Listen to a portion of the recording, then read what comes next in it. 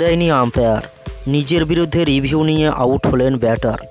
ক্রিকেটে এক অদ্ভুত ঘটনা, আম্পায়ার আউট দেয়নি কিন্তু নিজের বিরুদ্ধে নিজেই রিভিউ নেন শ্রীলঙ্কার ব্যাটার নিরোশান ডি কয়েলা। রিভিউতে দেখা যায় তিনি আউট হয়েছেন। আম্পায়ারের সিদ্ধান্ত নিয়ে সন্দেহ থাকলে সাধারণত ডিআরএস নেন ক্রিকেটাররা। এবার নিজের বিরুদ্ধেই রিভিউ নিতে দেখা গেল শ্রীলঙ্কার ক্রিকেটার নিরোশান ডি কয়েলাকে। আম্পায়ার প্রথমে তাকে আউট দেয়নি কিন্তু রিভিউতে দেখা যায় তিনি আউট হয়েছেন। এমন একটি অদ্ভুত ঘটনা দেখা গিয়েছে শ্রীলঙ্কা প্রিমিয়ার লিগে।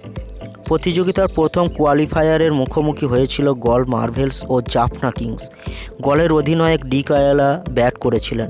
আজমতুল্লাহ অমরজায় একটি বল হাঁটু মুড়ে ফাইন লেগ অঞ্চলে খেলার চেষ্টা করেন তিনি। বল উইকেট রক্ষকের কাছে যায়।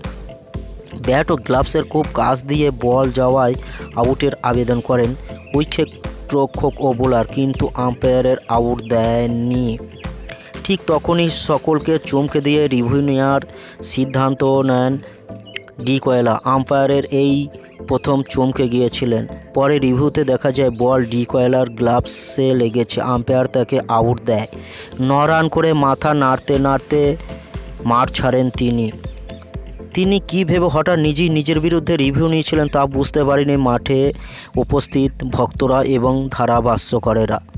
ডি কয়েলা আউট হলেও দল জেতে। প্রথমে ব্যাট করে 20 ওভারে 7 উইকেট হারিয়ে 177 রান করে জাফনা। 11 বল বাকি থাকতে 7 উইকেটে ম্যাচ দিতে যায় গল। যদিও দ্বিতীয় কোয়ালিফায়ার জিতে ফাইনালে গলের বিরুদ্ধে খেলবে আবার সেই জাফনা।